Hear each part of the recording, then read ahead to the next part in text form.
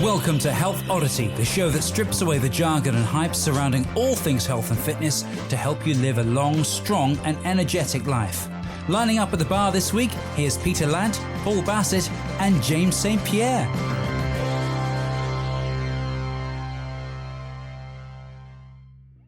Hello and welcome to the Health Oddity podcast. I'm reliably informed this is episode number 44. So we hope it is. If it isn't, we're losing count, which is a good thing. So that's great, isn't it? Before we get into it, remember that there's a Facebook group where if you come in there, we'll tell you who's coming on to the next episodes, who we've got lined up, what questions you want to ask. So we've already had a question for our guest today, and we'll get into who that is in a moment. But right now, I'm Peter, obviously, if you can't tell by the accent. We have with us the usual suspects. There is a James St. Pierre with his really bright yellow Health Oddity t-shirt on. Say hello, James. Look at that. Hello. Hello. There you go. That was it. Hello. Okay. As verbose as ever. So we'll see how verbose Mr. Paul Bassett is feeling today. Hello, Paul. I'm fine. Don't worry about me. I'm going to be fine. I've slept. Fair enough. You've had some sleep, have you? Yeah. Good. I'm recharged. Yes, that's what we like to hear. Sleep's good for you. That's what helps you live longer, by the way, which is what this is all about, isn't it? Yeah. So today we have on a continual, we're in June now, June 2021, and we've still got a continual run of amazing guests.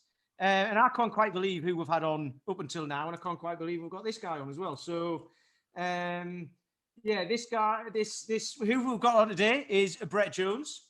Hello, Brett. Hello. How are you? I'm fabulous. It's great. Great to have the opportunity to be on. We were doing this. We spoke to Maggie Elliott about this ages ago, about how British people, you ask them how they're doing, and they say, "I'm okay, I'm fine," and all that. And then you ask Americans, and they're fabulous, awesome, amazing. And Brett said you get to choose what you want to be in life, and he chose fabulous. So yeah, we love that. Hey, there you go. Yeah. So Brett is the Director of Education for StrongFirst, and he's on the advisory board for FMS, the Functional Movement Screen, as well. Started by Gray Cook, and he's been with that for 20 odd years since the very beginning. Oh, well, let's go back in time. So I got certified with Pavel in February of 2002. Started traveling and teaching with Pavel in April of 2003. Started teaching with Gray. Now, I worked with Gray in my training room. I have a background as an athletic trainer, so still currently certified and licensed. And so from 95 to 97, I worked with Gray in my training room and in his clinics when I was in Chatham, Virginia. Don't let the baby face fool you. That's going to get some real laughs from people that are watching this, actually seeing the video. But I've been around Gray for years. Started traveling and teaching with Gray in 2006. Did the Secrets of DVD series, which led to the development of a lot of the FMS Level 2 stuff, which has been a good part of the program. I had you gentlemen at the CKFMS, or the foundational strength that we did in the UK, coming on 5 years ago now. Almost 4 years ago. So I'm like a bad penny. I keep turning up. Well, that's good. We love it. And also, just for the benefit of the people, we haven't used any of that technology like what they used in The Irishman to make us all look younger. It's just a thing. Exactly. This is natural. We haven't gone back 20 years and got Brett on. You're like, how the hell did you do that? But there you go. I must be filters. using some old technology then. Exactly. Yeah. So like you say, it was myself and James were at Foundational Strength in 2017, I think it was, at Lily Shaw, which is a great place. And then that was where you introduced me and James into Indian clubs as well for the first time. And like I've just said before we started recording, that has cost me a hell of a lot of money since, because I've got a lot of pairs of them now, and Persian meals and all sorts. Yeah. But just so a little background for the listeners who don't know who you are.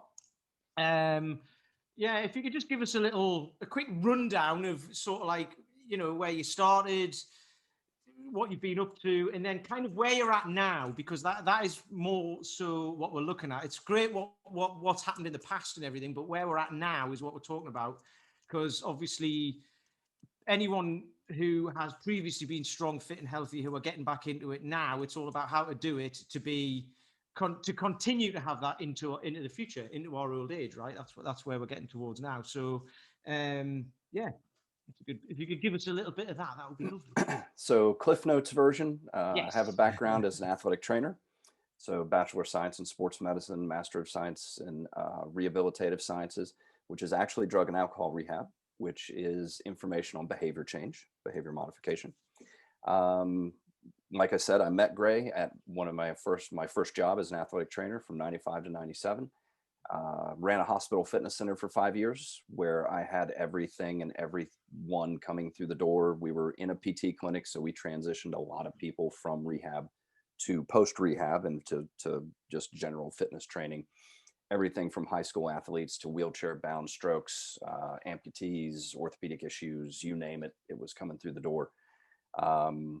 Transition, I was part of one of the first kettlebell studios out in San Diego from 04 to 06. Let's see, skipped a couple things there. Got certified with Pavel in February of 02. Then hooked back up with Gray in 06, and have been traveling and teaching FMS since then. And so, a few years in of several hundred workshops around the globe, and traveling and teaching and continuing to work with my own students. And now as Director of Education for StrongFirst and part of FMS, just continuing to push those curriculums forward and trying to develop the best materials and coaching information that we can put out there. I suppose one of the things it's interesting, really, and particularly for our listeners who might not be familiar with StrongFirst and FMS, is that they are kind of watershed moments, particularly from the trainer's point of view, in very different thinking around fitness. Because perhaps prior to 2000, most people's engagement with a trainer would have been either on the gym floor, where they'd be using a lot of machines, or previously the kind of bodybuilding, and then there'd be sports that people did, or classes. And really, when I first came across StrongFirst, I suddenly realized that there was this other world of thinking that really kind of took me outside my comfort zone, and I found incredibly fascinating in terms of philosophy, approach, and the focus on principles. And that's what I just wanted to say, because when you give yourself an introduction, it's almost that there's so much there that both those organizations that you work for and run have offered the changes in perspective that people kind of currently experience when it comes to working with a trainer, whether it's a CrossFit, whether it's someone like ourselves who've really gone through this level of education. So it's a bit of a revolution you've been part of. Well, thank you. It's been, to say that it's been my life's work is not an understatement. This has been where I've put my focus. I've been incredibly fortunate. I've been very, very blessed that I made decisions early on to get involved with certain groups like Pavel and StrongFirst, but Greg Cook walks into my training room out of the blue in 1995 and says, "Hey, my name's Greg Cook. You need any help?" And I'm just like, I didn't know him from Adam, didn't know what was going to become of that conversation. And I think we can probably all look back on, moments in our lives where we met somebody that, we realize after the fact, where it's like, wow, how did that come together? Like that was a really big, big thing. And I can remember when we first started teaching, I started teaching with Pavel in April of 03, and we would spend 3 to 4 hours at the beginning of a work certification, just getting people to be able to break parallel in their squat. Like we'd get 50, 80, 100 plus people, and we'd have to fix 100 squats so that people could get below parallel. And nowadays, it's rare to find somebody that comes in that can't really kind of at least access their full squat.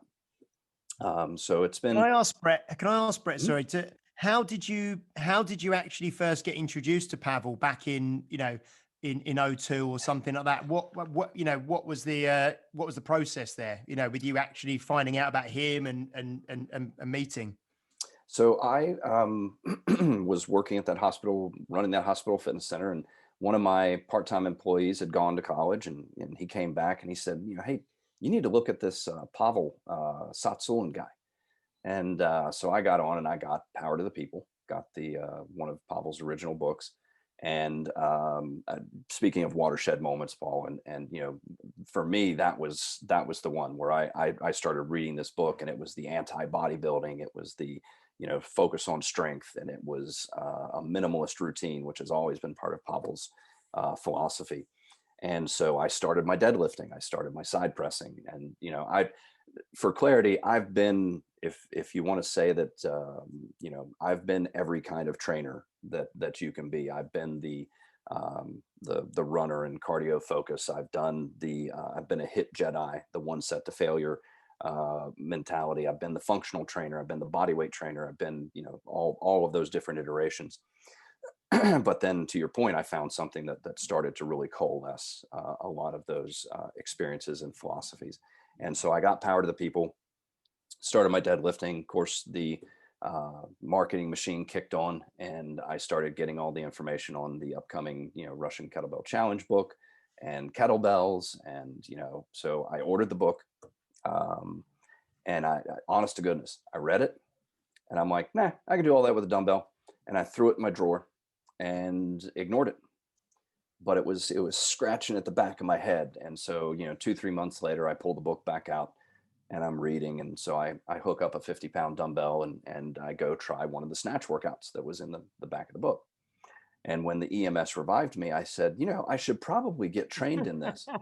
And that's a joke for everyone that's listening and doesn't know my sense of humor, which actually does run in a very British direction.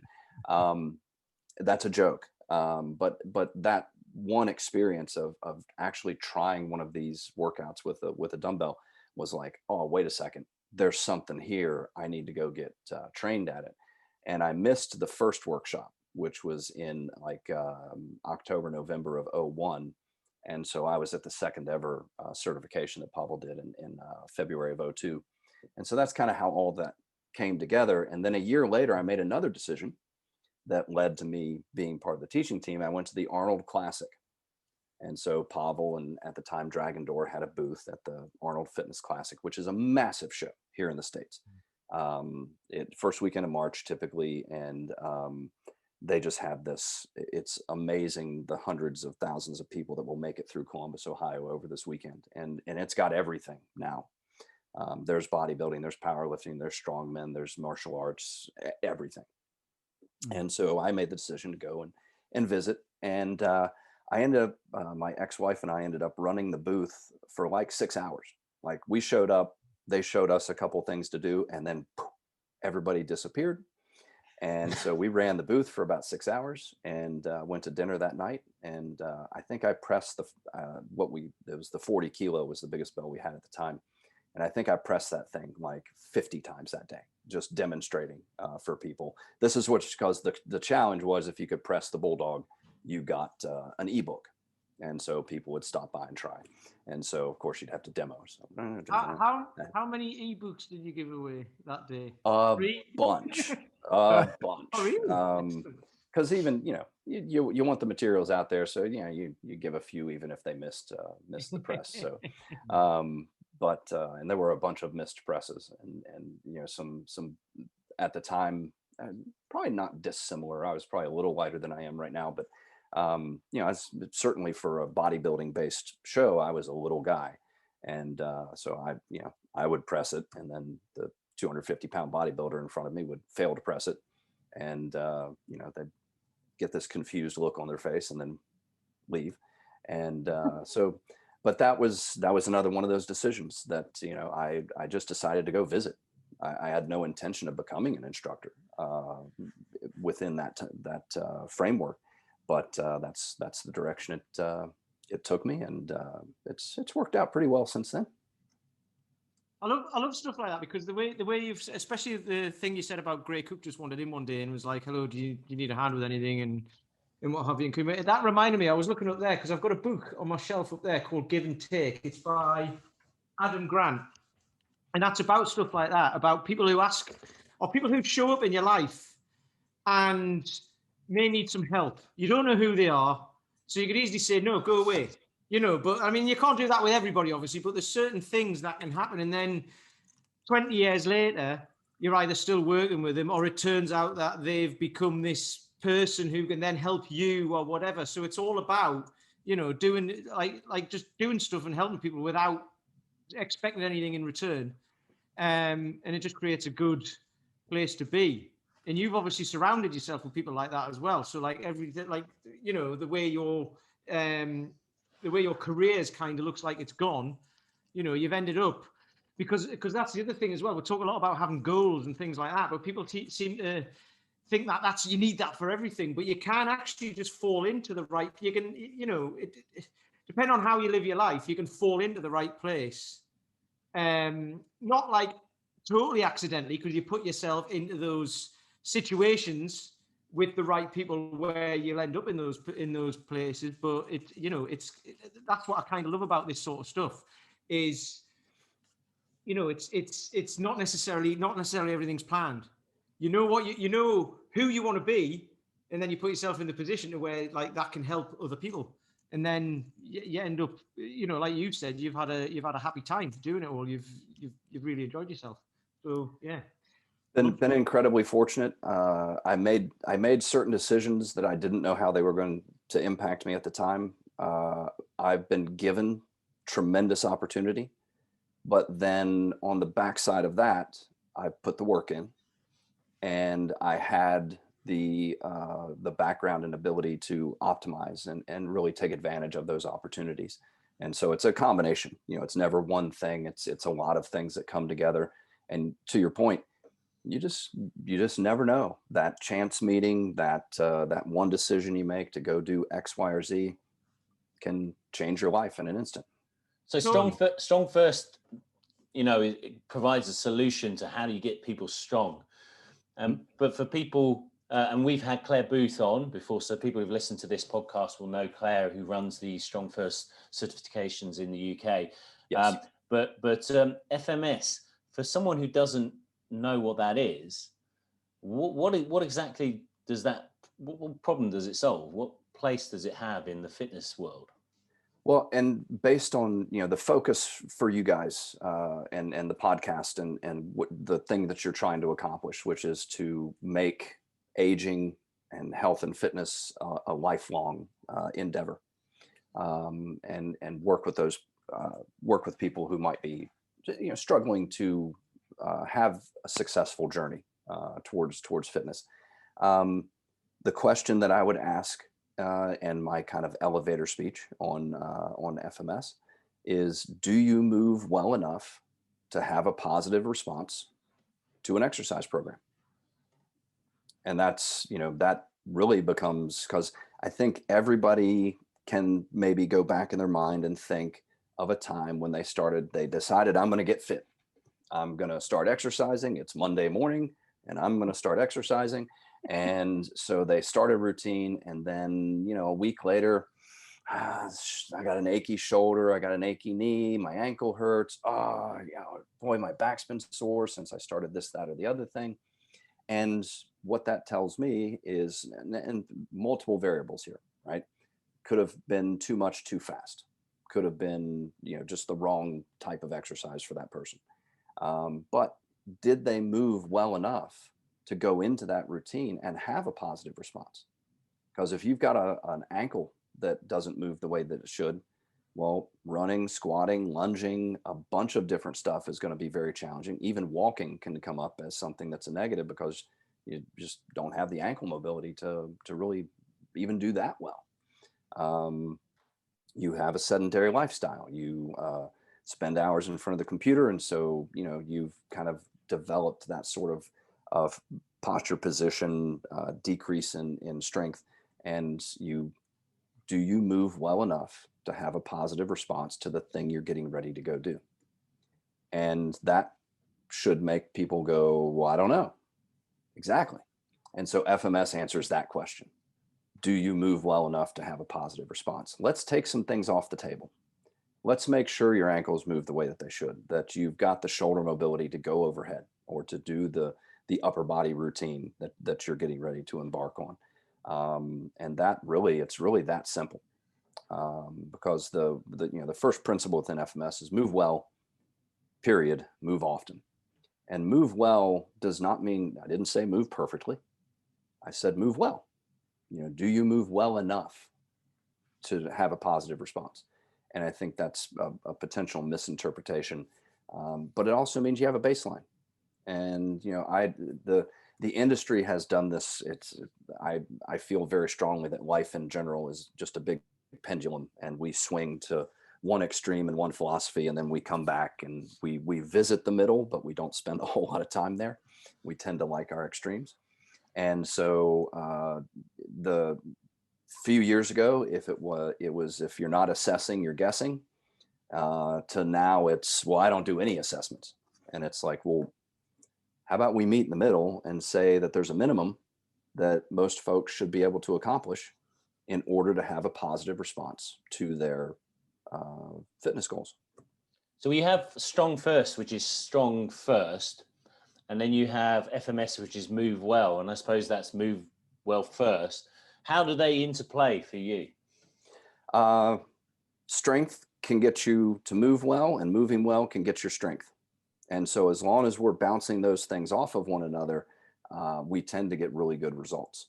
And so clearing the baseline, and this is something that there's obviously some fairly big cultural differences and I've been fortunate to travel and be in a bunch of different countries and do FMS workshops. And you go into certain countries and like everybody moves pretty darn well because they have a fairly active lifestyle. But then you find that maybe their motor control or strength is off. And so that's where they need to put their focus.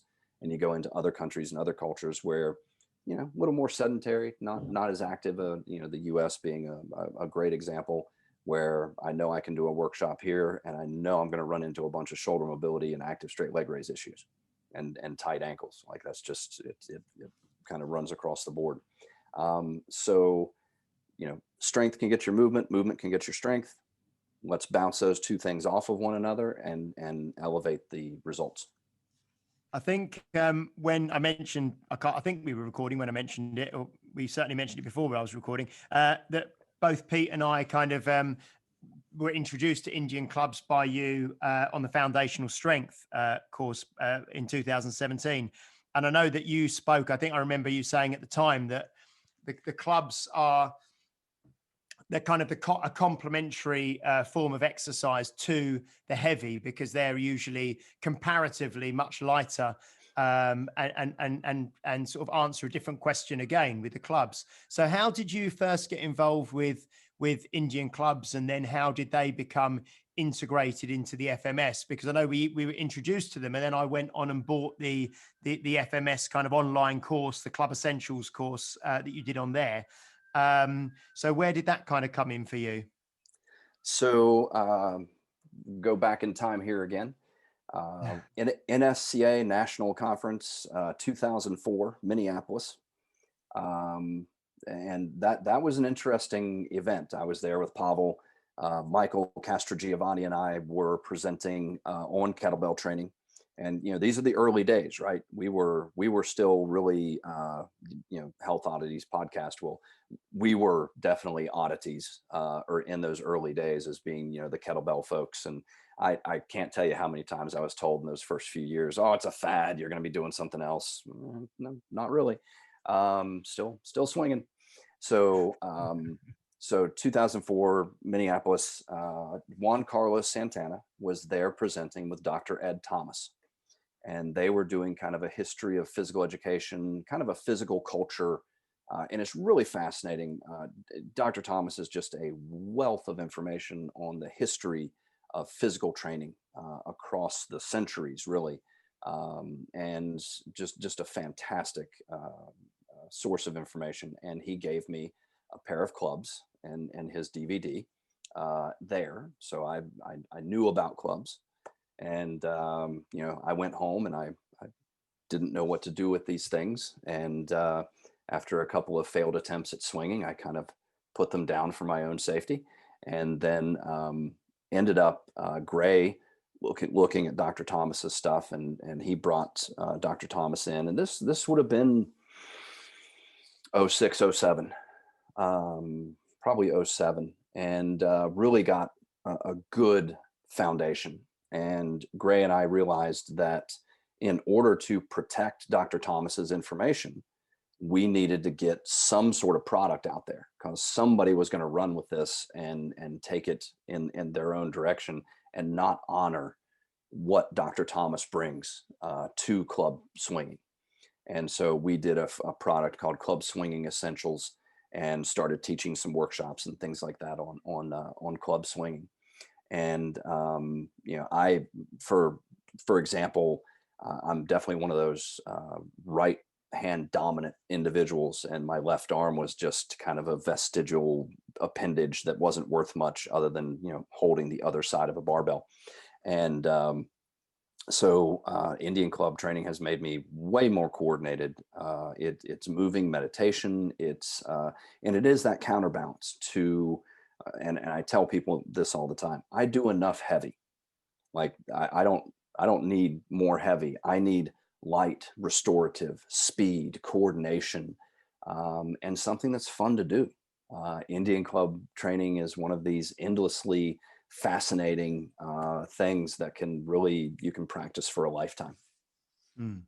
No, I mean, I did this similar to you. So after the FMS, after the foundational strength, I bought some clubs, and then Phil McDougall came over and did a workshop at James's place, and that was great. But then I put them down after that and didn't touch them for 3 years. I got back into it last year, and like you said, I figured out, like I was quite coordinated because I used to juggle, but I'm teaching it to my guys now who are trained, some of them, and some of them kind of get it straight away, and others you can see it. It just blows their minds. You're like, okay, you can do something with both arms. Now do it opposite arm, like you know, asynchronous we'll call it, and then all of a sudden you can just see their brain explode, and they're just like, I can't do that. It's like, you can, you just don't know how to yet. And I think that's great, because then that unlocks different kinds. It's going to unlock different mobility, different strength. Because even when you're lifting something, you know, if you can get both sides of your brain working together, if you can get both arms working together, both legs working together properly, then it's going to be easier, isn't it? 100%. That's great. I mean, I use it we've got a number of members now in their 70s, and I know that some of the guys in their 70s love it just from a mental practice, you know, point of view, and from you know, keeping the brain ticking and the brain working and coordination and remembering patterns and things like that, which I think is great, you know. And there's not many forms of exercise that allow you to do that to the extent that Indian clubs do, you know. I think with the coordination and everything and the balance. Have you ever used maces at all, just out of interest, Brett? Have you? We had Mr. Maceman Rick Brown on, like, quite a while ago now, and that's something that I kind of do as well, and Pete does again as well, I know. Is that something you've ever experimented with or tried before? I have tried them on a couple of occasions. I have no training or education in them, and I currently do not use them. Pardon me. Speaking of minimalist, I'm pretty much a minimalist. Once I land on something that I feel is giving me the results that I want, I am not very experimental. And a lot of people come into these things wanting to be entertained, don't they? We had Fion Tumbar on a couple of months back, and he was saying, like, literally all the strength for his kettlebell sport been built by the military press, squat, deadlift, bench press, and that's kind of what he's done for 5 years, to do it, I've been practicing my swing and snatch and kettlebell training for 20 years, and I'm still practicing. I'm still learning. I'm still that's still a journey for me, and that's a good thing. I think that what's entertaining to me is results, not having fun within a session. When it gets heavy, it's not always fun, is it? That's when it gets heavy. That's when it gets fun. Well, don't they say you ask a power lifter what his favorite lift is, and they say he hates all of them. So I'm equally.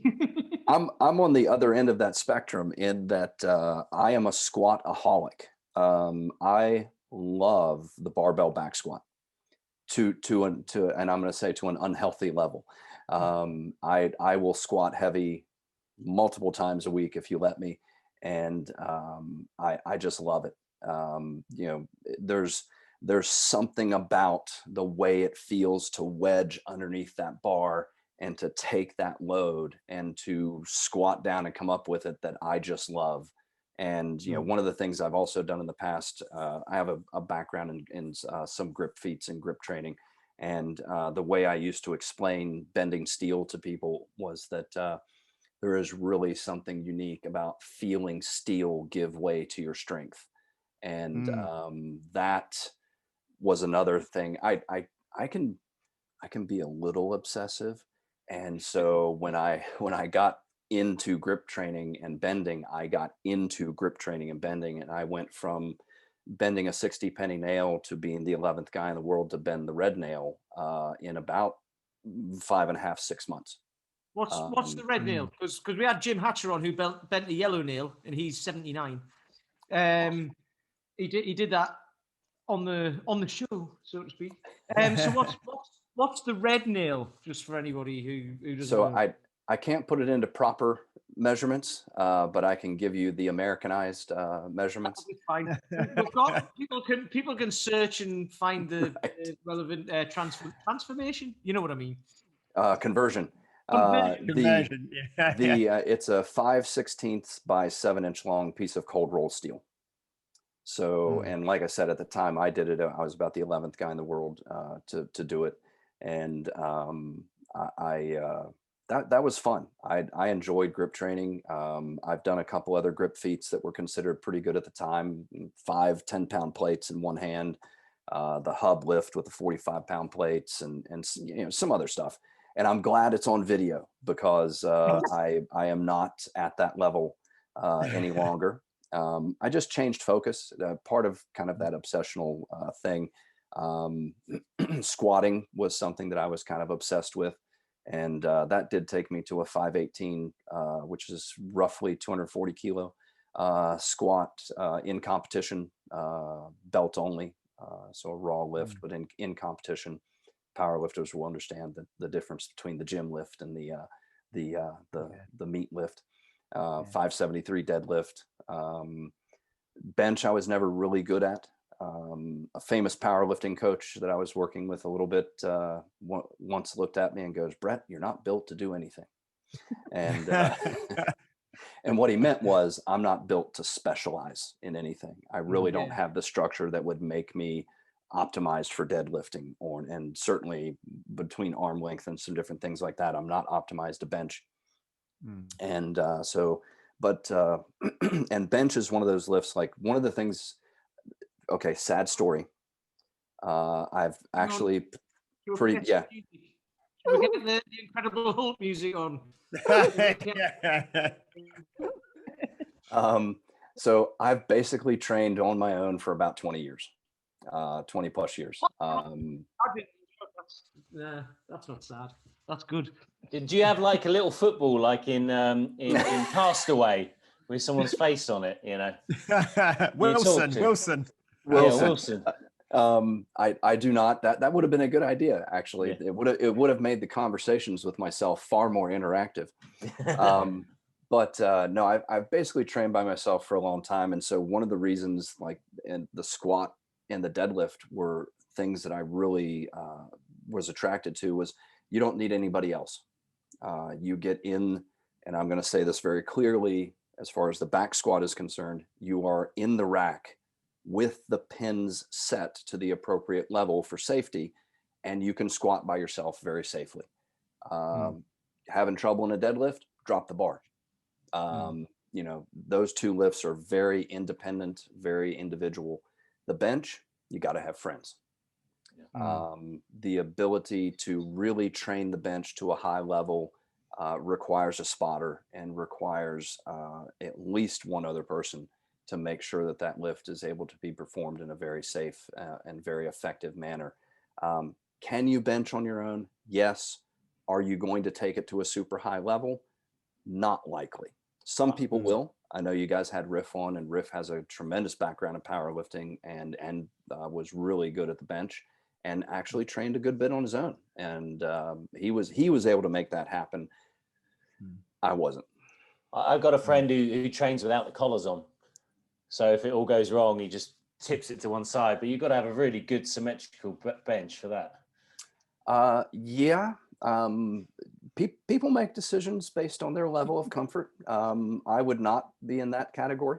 But yeah, it's so those individual lifts and things like that. You know, I've pursued strength in various ways for quite a while, and to kind of bring it back around to the group.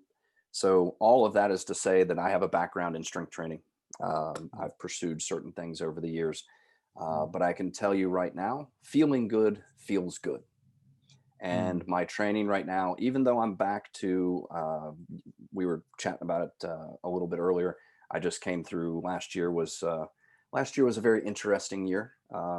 In addition to the pandemic, I had my battle with cancer last year. So I went through treatment and am currently cancer-free and doing very well.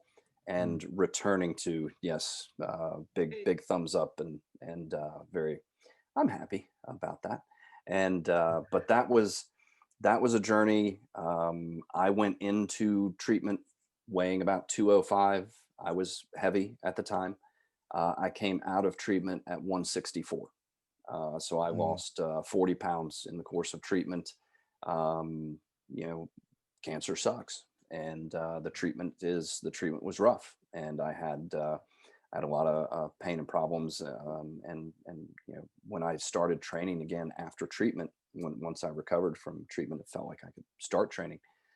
For me, I was starting over at zero, and I've had, so my medical history could be another podcast to itself. I've had a bunch of stuff happen, so little of it related to my own training, like no left inguinal hernia. That just happens, right? There was nothing. I literally looked down in the shower one day and went, huh, there's a lump. And had to go get that taken care of. So, you know, various things have happened over the years, and I've had to start my training over for various reasons. And but starting over from cancer was really starting over from zero. It was rebooting my training, and I went right back to the kettlebell. A little bit of body weight work, and went right back to the kettlebell. And this will sound understanding. You know, we've talked about my previous strength base. So when I started training again, and I was starting over at zero, for me that was my 24 kilo bell. That's Old Yeller. That's the bell that's been with me for 20 years, and so that's where I started over. And you know, it was heavy when I started over, and but now I'm back up to where, you know, I'm just past a year since the end of treatment, and I'm back up around body weight steady around 183, 185, and I'm almost back to pre-treatment strength levels. And I knew when I finished treatment, I knew it was going to be a year at least to really rehab and come back from the impact that treatment had on me. And so it's been, and just to go all over the place, because that's the way my brain works, is you know, talking about the powerlifting and the things that I did. That was 3 or 4 years after having had a back surgery. So I had an L5S1 laminectomy back in 2003. high school wrestling injury that I finished off with a bad squat attempt. I buddy of mine said, "Oh, you missed depth," and because I was trying to set a 1RM, and so the next rep I was going to hit depth, and I went too deep, and pow, there goes my back. End up having surgery, but then I came back to do all of that powerlifting, the beast tamer, all the training that I've done since. So there are certain things that are going to happen in life, and you can come back. You can be strong and you can do really well. I think a lot of people look at back injuries, back situations as that was the end of XYZ. I'm here to say that doesn't have to be the case. That and of course everybody's situation is different. That's not an across the board statement, but working with the right professionals, doing the right training, clearing that movement baseline, you should be able to return to a high level of strength and conditioning. You might choose different activities. Not everybody's going to hurt themselves in a squat attempt and then go on to power lift and do the squatting that I did.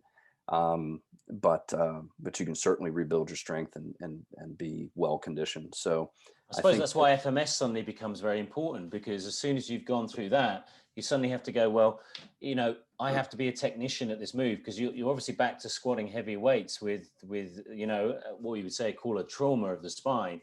And most people use that to define a reason why they shouldn't do anything. And, I've sat with plenty of people who've been told only to do water aerobics and things like that, for the next 20, 30 years. Yeah. And here it goes back to first move well. Let's just, if there's no point sticking a heavy kettlebell in your hands or a barbell if you're not moving well. I suppose that's what you went back to post chemo as well. 100%. I knew, and I, with my background and the years that I have in, I know where my weak links typically are. I know that my leg raise can go off. I know I need my T-spine to be mobile. I have some structural stuff at my hips. So I have a high alpha angle. So my femoral head doesn't change shape when it should. So I have cam style FAI on both hips. And so knowing that I lack internal rotation and I have that restriction at my hips, it's really important for me to have really mobile ankles, a really mobile T-spine, so that my hips, I can have this one restriction and still maintain a stable spine, still move really well. I still rock bottom my squats. I know how to adjust my stance and adjust my squat position so that I can squat well and often. And I love the kettlebell goblet squat and front squat as a primary squatting tool. And so 100%, I went back. I have a good body weight kind of routine that I check in on to make sure that I'm moving well for that day, and keep my eye on that baseline and make sure that I'm moving well enough to do my training. That's huge, isn't it? Because it's I've just written a load down here, because Riff spoke about this, Perry Nicholson, who we had on, spoke about this, Tim Anderson spoke about this. And it's kind of, it's just body awareness. You're very aware of what your body can do because you've done it for a lot of years, and it'll be the same for the rest of us. I mean, like some of us haven't done it for as many years as others, but I'm well now more aware of my body, if that's a sentence, than I was 10 years ago, 15, 20 years ago. 20 years ago, I didn't have a clue. I was just an office worker who didn't know how it worked. And Riff was saying this thing about if he does two-handed swings, he gets a sore back. But if he does single arm swings, he doesn't. So he's like, well, it's the same move, but it's obviously slightly different. So his body, that's how it copes with it. Yep. And this is one of the things, like you say, with the FMS and stuff like that. Like it's like a diagnostic tool to make you as a trainer aware of what that person's body can do. But also, it's in my head, it's like they've got to then understand what is your body capable of. And then you can test it, not with heavy weight, but with a weight, and then test it. And then they go, right, that's tight, that's sore, right? Or whatever. It's like, right, we need to address that first and make you aware of that. And then that doesn't mean you have to give up and you can never do that again. It means there's an issue there. And Perry talked about that. He said, there's people who go out running and running and running for like 10, 15 years. And then that one run on that Saturday hurt their knee. it's like, no, it didn't. It was the tight calf that you had for the 6 months up until that, and it was the fact that your toes, your plantar fascia was sore or whatever, or like, tight hamstring 10 years ago. That was the thing that built up to it. So it's to kind of just cyclical, isn't it? 100%. Two things I want to key on there. One, you mentioned diagnostic. So here in the States, and this is just a scope of practice / perspective thing, trainers are not allowed to diagnose. That is within the purview of healthcare professionals. Yep. So as the way you were referring to it as a diagnostic tool is the end goal of being able to find those weak links, find those things that need to be improved, those opportunities for improvement. And I've worked with FMS professionals and people that their perspective will be, and I will throw myself under the bus because I've made statements like this in the past. So people will say, well, you can't do this until you can do this. So that's a real negative form of advertising, right? So what we're finding are opportunities for improvement. Yeah. If your ankles lack the movement that they should have, then that's an opportunity. That's not a negative, that's a positive. We just found something that we can change, we can improve, and that's going to make a difference in everything else that you want to do. And so it's an assessment tool for trainers. We do have the SFMA, Selective Functional Movement Assessment, which is a diagnostic tool for medical professionals to be able to really take that movement-based approach and filter it down into a very specific medical diagnosis that allows them to change and work with people that are in pain. So I just wanted to key on that real quick. And then you said something huge, which is awareness. Awareness is my job as a coach, as with my students and with people that I'm working with, is to bring awareness. Mm-hmm. It's really important that I can see it, that I can find it. It is 10 times as important that I make you aware of it. Because if I can make you aware of it, I tell my students this all the time. If you can feel it, we can fix it. Yep. But if you can't feel also it, then describe it to you, so you can get a better understanding of what it means. Because if they come in and they go, "This is tight," and I don't know what it feel. What does it feel like? Oh, I don't know. And they can't like people can't describe their own bodies and how they feel. well, classic movie Days of Thunder with Tom Cruise, and he's sitting there with. You got to throw a movie quote in. So they're sitting in the bar after a very bad race. He's blown up another car, and they start realizing that they don't have the ability to communicate. Well, is the car tight? Is it loose? And Tom Cruise is like, look, I have no clue what you're talking about. They put me in and I could drive. Well, that's most of us with our bodies, right? We grew up in this meat suitcase and we drive it around the universe and we really have no clue what's going on inside of it or how to work with it. And then all of a sudden start working with a fitness professional and they're asking you to describe, how does this feel? How does that feel? What's happening here? What's happening there? And you're like, well, dude, I don't know. They just put me in the car and I could drive. So now, developing that communication is really important. And just be willing to have that conversation and develop your own language. Yeah, because when you talk about that I've probably used the wrong word with diagnostic, and I probably meant assessment. But people use pain to describe things. Like you get someone to do a couple of goblet squats, and the next day they're like, "God, I was in such pain," and you're like, and I'm like, "Were you really?" And they go, "Yeah, my muscles were all." And I'm like, "All right, you had a bit of DOMS. That's not pain. That's achiness from doing exercise that you haven't done for 20 years." So absolutely, and hopefully, like the listeners who aren't trainers and what have you, and want to get back into getting fit or have experienced this sort of stuff, this is where the use of words and the use of different terms and stuff is really important, because it gets the message across, doesn't it? And it makes something easier to it makes a problem easier to solve if you can use the right terms, basically. If you can make something painful pleasurable, like the back squat with a heavy weight, which sounds like you've made it pleasurable, but I've certainly not got there yet. Well, I will admit to being a little different. Okay. I've done, I've strength is something that I've had modeled for me in my life in a wide variety of fashions. I like to joke that my personal superpower, if I had one, would be stubbornness. And stubbornness in its most elevated form is persistence, and persistence is a secret to success in many things. Background in wrestling and being uncomfortable. I'm comfortable being uncomfortable.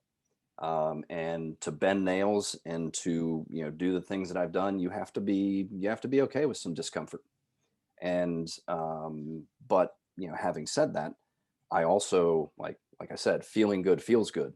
And so my training, in the end, uh, and if you push, and maybe Riff mentioned this because he's a tremendous example of it. If you push to a high level in any activity, you start to realize there's some cost to Yeah. pursuing that to a very high level. For most of the people out there that are wanting to just train and feel good, there's a totally different style of training for that. Mm. And I love training.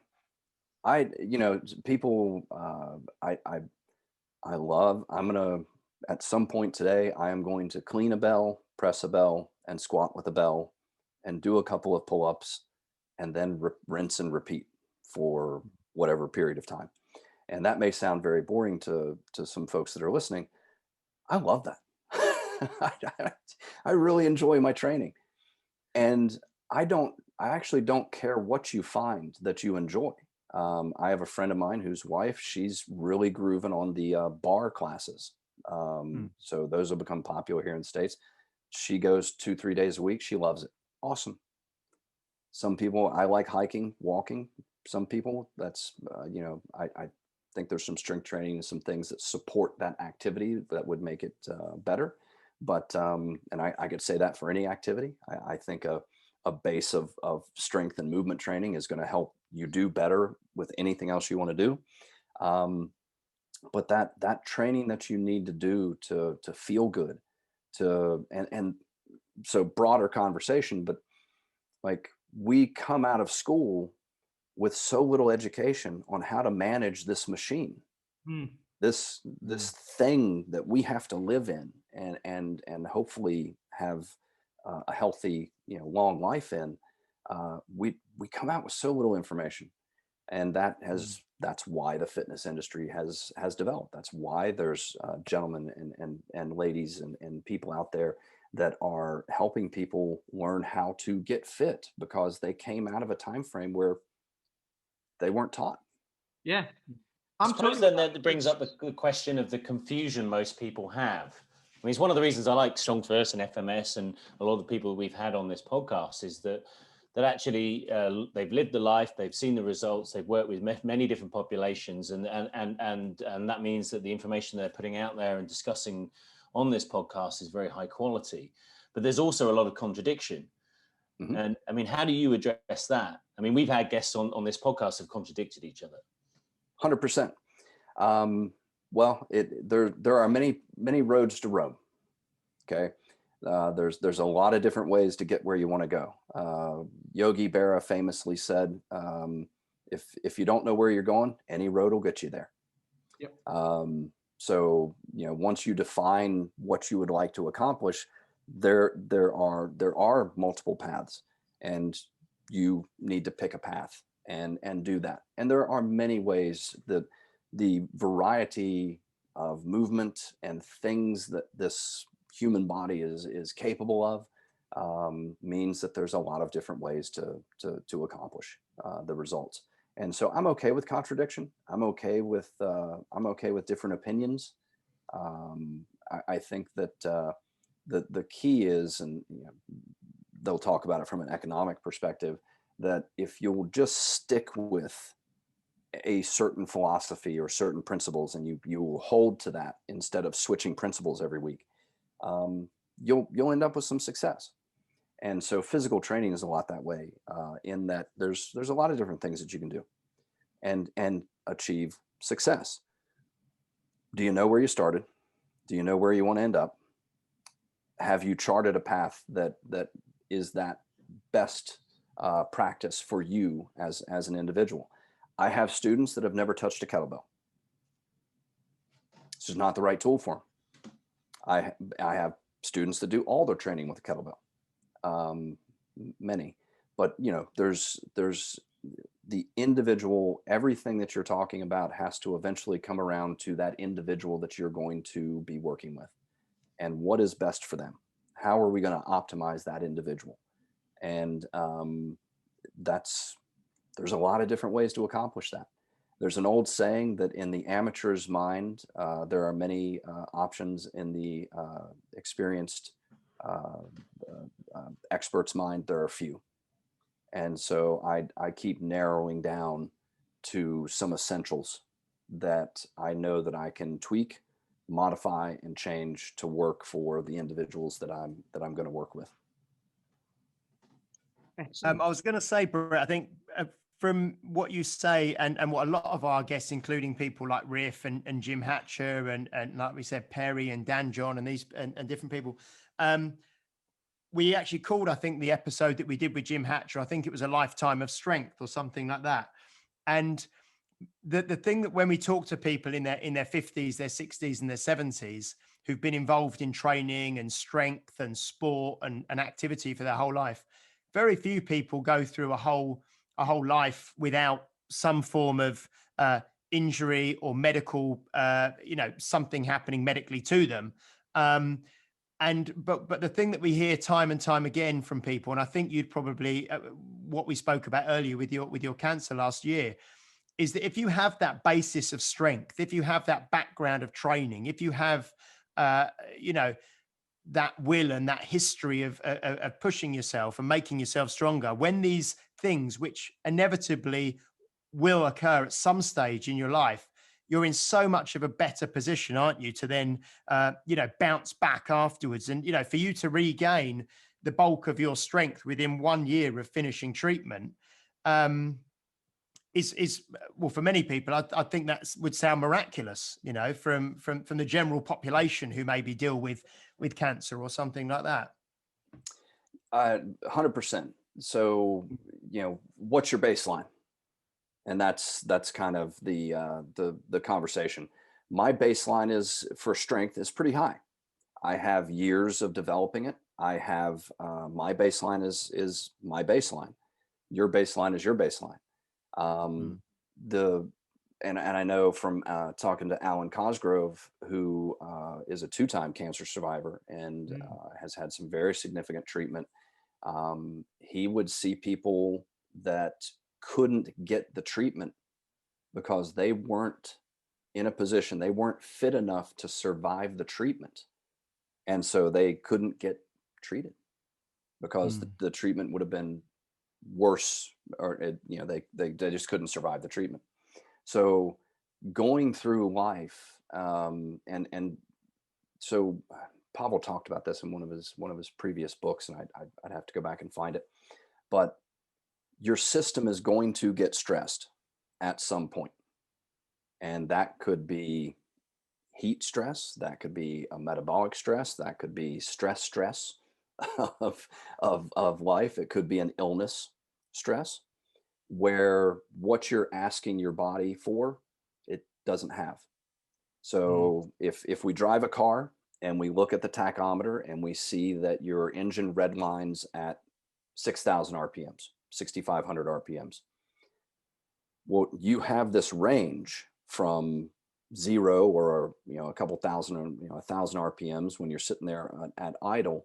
So you have this 5,000, 5,500 RPM range that you can work within.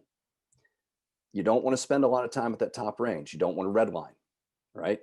We want to stay in the middle. My car, I can get in, I can cruise at the highway, 70 miles an hour. 1,500, 2,000 RPM. Red line 6,500. Well, I can maintain 2,000 RPM for a long time. Crank that. Fuel economy as well. So go ahead. Better fuel economy as well. 100%. And that's the efficiency. And so But now move your red line down to 3,000 and now cruise on the highway at 2,500. That's how most people are going through their lives. Their red line has decreased to the point where that range that they can operate in and handle stress has shrunk. What I want to do with my training and my life is I want to open up that buffer zone. I want to open up where red line is for me so that I can handle all of those different stresses. And that is from a training perspective, if we looked at it from both a buffer zone perspective and an investment perspective, I think most of us understand that we want to put some money in the bank and get a good return. I want to invest at a low cost and get money back, right? That's a pretty easily understood concept. That's training. I do want to train. I want to have fun. Fun means different things to different people, as we've talked about. But I want to train. I want to have fun. But I want to put in the minimum. I want to get that great return, right? I want to put $1 in and get 5 back. That's the sort of investment that I want from my training and my money. Although I'm struggling to find that sort of return. And I want to open that buffer zone. I want to know that if I end up in a situation where I have to handle a certain stress, illness, physical, whatever the case may be, I want to know I have that buffer zone. Cancer treatment took me to my red line. That took me to my breaking point. And so I now understand where that is for myself. And opening that buffer zone back up is where my training, has really been focused. I mean, I think that's it, isn't it? No real modality is necessarily dangerous. It's how you apply yourself to those things. And we had Steve Maxwell on, and he was talking about certain modalities being not necessarily good for you. But, we've all, for example, used kettlebells for the last, God knows how many years, you for much longer than we have. And we've seen them as a very restorative tool. But of course, if anything's done to the extreme and been pushed your limits, and obviously some people don't know where that red line is, they don't also have any the requisite skill level, and what that leaves them is in a position where they're vulnerable. But it's easy to see the tool as the issue when perhaps it was the approach. I mean, what are your 100%. Thoughts on kind of those kind of quandaries? So from a medical standpoint, they'll tell you that the dose makes the poison, right? Any medicine, almost any medicine that you take too much of can become a negative. It can heal, it can hurt. And that applies to so many things in life. And to circle things, bring things full circle, did you move well enough to begin taking on that different modality? Did you push too much volume? Did you push too much intensity? Did you ignore that little that little tweak, right? That little it's fine, goes away after my third set. Hang on. That's still important.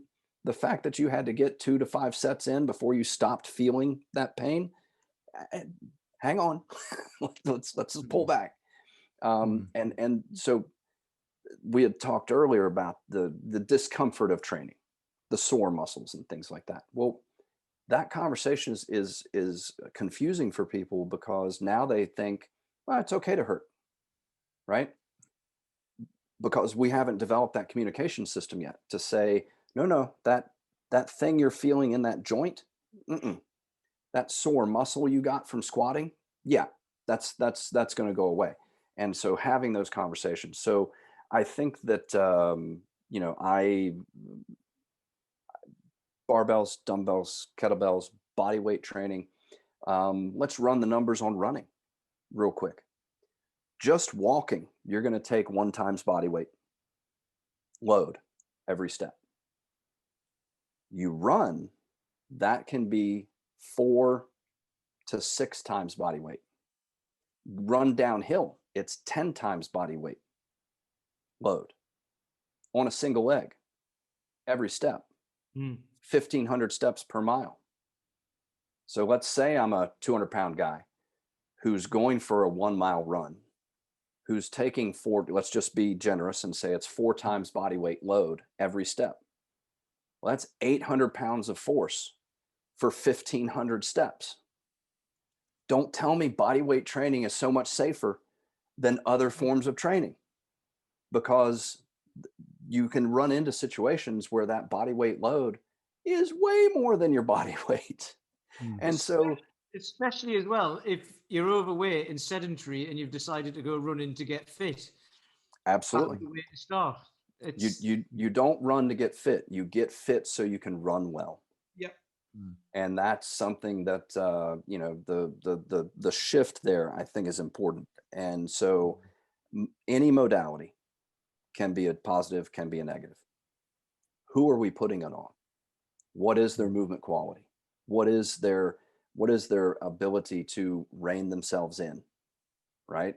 Because I can do some, my strength base is such that I can do some things that I shouldn't do. Right? So, you know, just having that sort of approach, any modality, who are we putting it on? That's my question.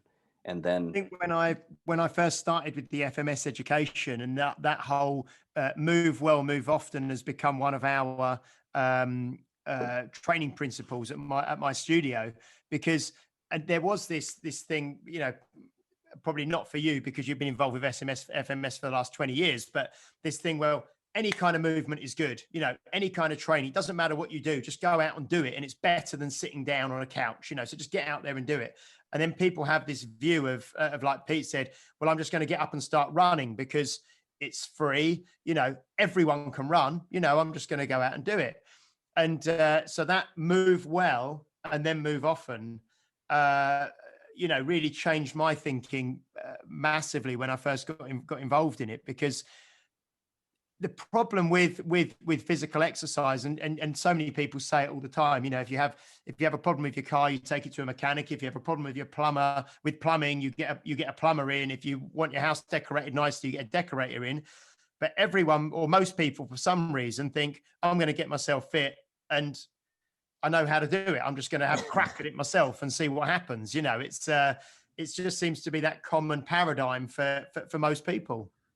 absolutely. And so, you know, maybe we come out with a background in sports, and so we remember what we did in training for whatever sport that was, or we remember the few physical education classes that we had where, you know, there was, I enjoyed doing X and at that time. Well, that was 25 years ago. You've been behind a computer for the last 10 years, and you've lost some strength. You've lost the ability to move into certain ranges. And now that thing that you used to do, it might not be a positive. You know, let's clear that baseline. Let's just make sure we've got that going. Let's build some strength. And you know, circling back on both, you know, that bounce back between move well and StrongFirst and bouncing, that interplay is really important, and setting that base of strength. And so one of the things, I was talking about this on another podcast, when I say, and so this is for the folks at home, and for everybody on the podcast, I'm going to say fit. What's the first thing that pops into your mind? What's the image? Somebody running or whatever, like somebody who can do stuff fit. Like, okay, strong. You know, like someone who's kind of lean and runs. That's okay. Then strong, Pete. Yeah. So then strong. What's the first thing that pops into your head? Strong muscles in it. I'm talking about me from years ago. It would be like, you know, someone who's well built. Okay. So a bodybuilder sort of physique would pop to mind. Potentially somebody would be looking at maybe the first thing that pop into their mind would be the strongman competitor or the power lifter that's picking up a heavy weight. It's so right. And so but that might not be positive. Like you just said, oh, it's somebody that's lean. It's somebody that's, well, yeah. What if that's a negative to me because I've been bullied, because I had a bad experience in school, because the big athlete on campus bullied me and treated me poorly, and that phys ed teacher made me do stuff that I didn't enjoy? Or what if that response? So we're sitting here talking about, hey, we want to get these people fit and we want you living well. And you say, well, we're going to make you stronger. Boop. If the first thing that pops into their head is negative, good luck. Good luck overcoming that. If you say you need to be fit, and they start thinking about that person in high school that bullied them, or they think about that coach that they had a bad experience with, or PE teacher, or whatever. So, peeling the layers back just a little bit on what is that, because we talk about it all the time here in the States. Everybody knows that they should exercise. That's not the battle. The battle is not convincing people that they need to exercise. Everybody knows they need to exercise. So why don't they?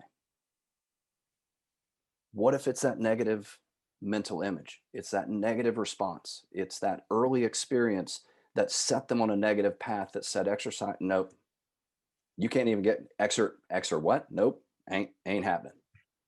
This is funny actually, because that's just hit me, because I was about to say something earlier as well. So I wasn't into sports at school because I was smaller than all the other boys. So playing football, rugby, anything like that, I'd just get mashed. So I was like, right, I'm going to be academic instead, which I'm glad I did, because it's come full circle. But then any sort of physical fitness or anything after exactly what you've just said there means that's for bigger people and all that. It's not me. I'm too little. And then getting into this, I remember my first SFG 2014 it was. Turned up with that, and I thought everyone's going to be massive here. Everyone's going to know what they're doing and all that. And you turn up and everyone's normal. For one of it, well, you say normal. Everyone's like slightly not normal, but normal is a relative term. Yeah. Everyone's friendly. Normal's a range.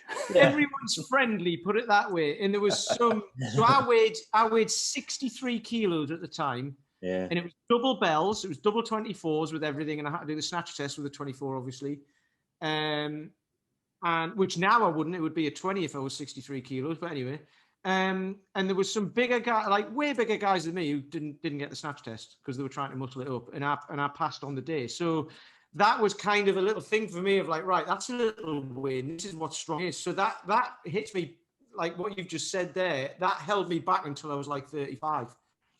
Well, there's the weight we carry. There's the weight we carry in terms of the, kettlebells and barbells, and there's the internal weight, isn't there? There's the mental weight. Yeah. That's often the heaviest thing. That's the thing that really weighs us down and stops us from doing things. It's self-limiting. It could be an injury. It could be self-perception, emotional issues, all these things, kind of this I can't attitude. I mean, I work with Paul McElroy, and I know he's been inducted into StrongFirst, and I know he's led certifications over in Ireland. But one of the things I talked about with him right from the start when I started working with him was it's like these self-limiting beliefs about being strong, and I remember turning up to my certification and I was 73 kilos, and I'm 6'2", so I was pretty skinny. I got through certain things on the skin of my teeth, but and you go in there, you think, oh my God, I'm going to be surrounded by monsters. And actually I was just surrounded by other kind of geeks, really. And I was just stand next to me. I was a skinny beanpole geek. And everyone else was just a bit more muscular, but they were all geeks as well, Yeah. But there is something to be said for finding your tribe, right? And finding the people that have that similar experience, as varied as it is. You come in, and I think that that internal weight that you're talking about, when we're trying to have a positive impact on people's lives, you have to, at a certain point, you have to answer that question, and not many people are going to be willing to peel those layers back. But if you can bring them in and you can have that positive experience, and you can give them that little bit of positive reinforcement that starts that journey for them on a completely different footing, that's going to be the one that's successful. So there's one question. What's that, the little engine that could, or whatever it is? Persistence. that thing.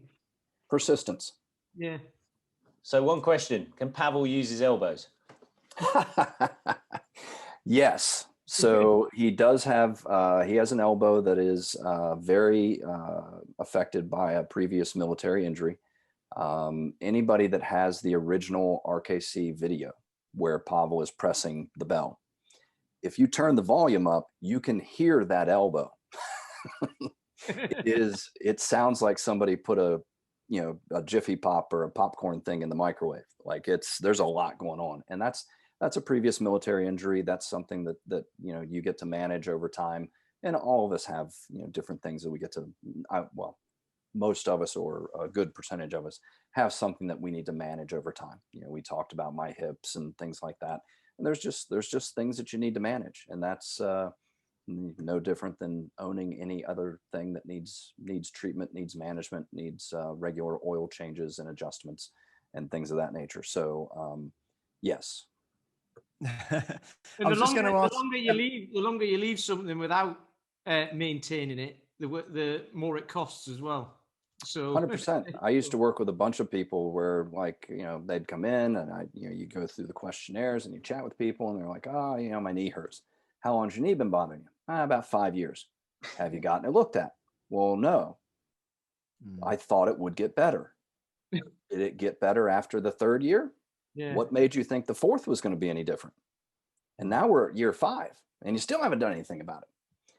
And, again, you can go down a list of negative experiences and perceptions and reasons why people would avoid, getting something taken care of.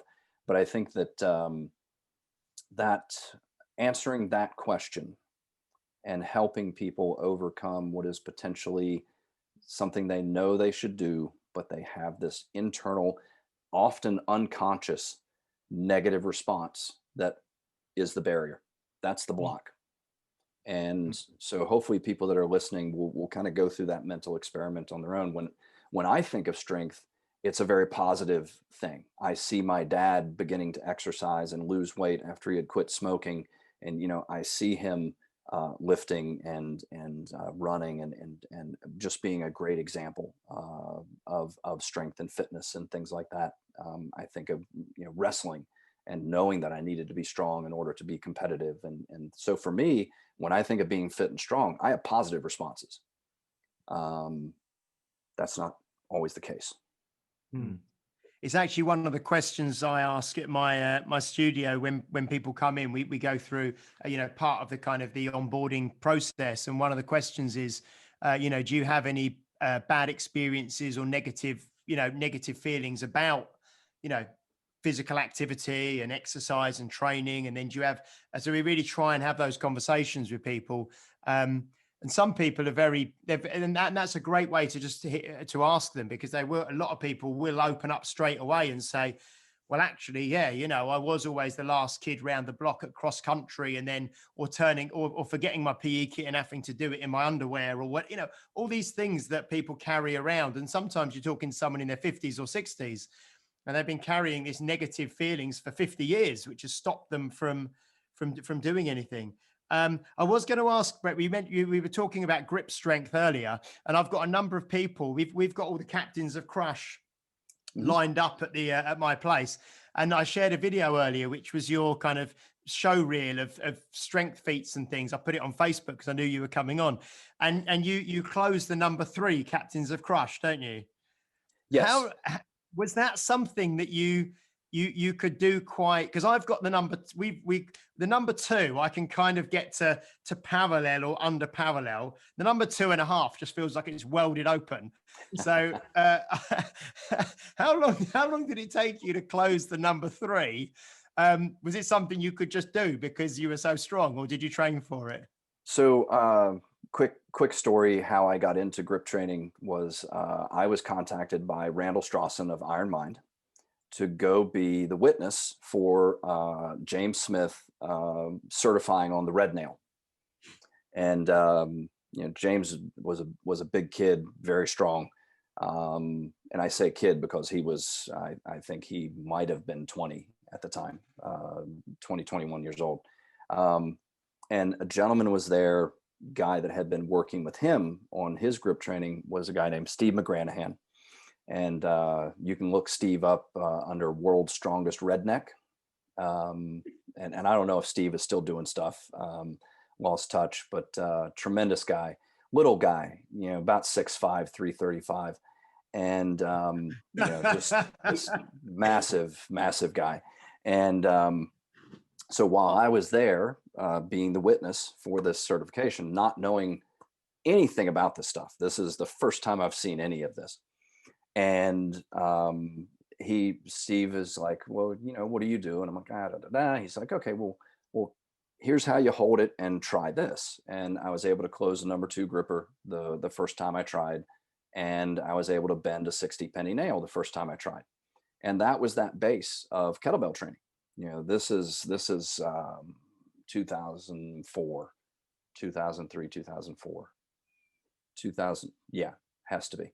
Anyway, it's because I certified on the red nail in 2004. So this was late 2003, early 2004. And so I came into grip training with a good base. And I do credit kettlebell training for that. But, I also I was deadlifting pretty well at that point. And so I had a good strength base. And so I was able to enter into grip training at a pretty good level. And so when I changed my focus from bending towards more generalized grip training, I can tell you exactly how long it took me to get from soup to nuts on getting the red nail, and I can't tell you how long it was on the number 3. But I pursued that for another 6 months to a year. That was a journey to get to where I could close the 3 on a consistent basis, and understanding that if you're going to do something in front of a group of people, that's not your PR, right? Yeah. Because if you're going to try to do a show, if you're going to try to do something in front of people, you want to be successful. So you're not going to pull something out of the bag. You might every now and then just to try it, but in general, you're going to pull something out of the bag that you can do. I mean, one of the things that I would like to see, and it's quite a feat of strength, is if you try and open a glass jam jar with wet hands. So if you can do that, then I've been pretty impressed. I'll start my training. Yeah. I'm conscious of time and things, guys. I think we've probably gone about an hour and 20, I think, with Brett, which has been absolutely incredible. I mean, it's been a joy to speak to you, Brett. It's been incredible, and we've obviously touched on lots of things, and obviously we could expand upon any of them, to great length. But for me personally, it's been like I said in my post earlier, it's been an honor having you on the podcast, and it's been great. And you had a big impact on me when I did the the foundational strength, all the FMS stuff with you, and those sort of four years ago, whatever it was, which has really kind of took my training and my application and my coaching sort of up a notch. Which so no, thank you so much for coming on. It's been great. Honored to have been on. Honored to be part of the journey. And we're. I would leave with there's about 10 different Monty Python quotes that come to mind. But Socrates said that and I'm paraphrasing because I can't remember the exact quote. It's a shame that anyone is an amateur in regards to their physical training, to their physical nature. We've been given this amazing, I refer to it as a meat suitcase. We've been given this amazing thing that is capable of amazing things. And most people never get to experience that. Yeah. And there's hidden potential. There's things that you are able to accomplish that you don't think you can accomplish. Pursue that. Try that. Being fit, being strong. Look at those. What does that touch off within you, positive and negative, and work on that. And life is better when you're stronger and you can move well. Love that. Yeah. Once everything opens up again, Brett, are there any plans to come back over to the UK at all, or will we be seeing you in the next few years, do you think, back over here? Yes. Yeah. Absolutely. Yes. I will be declarative in my statement. Things are starting to open back up. It's wonderful to see, and things go well. I'll be back in France later this year, and definitely have plans to teach again in the UK. Excellent. Well, my training partner is French, and he's also a StrongFirst guy. So I might have to talk to him about heading over. If you're in France later in the year, that'd be fantastic. Awesome. Cool. I'll let the other guys kind of wrap up and things. Yeah. Paul, have you got anything to add? Have you got your little final thought? We are all individuals. We are all different. There we go. I thought I'd get him on the Is I'm that not- it?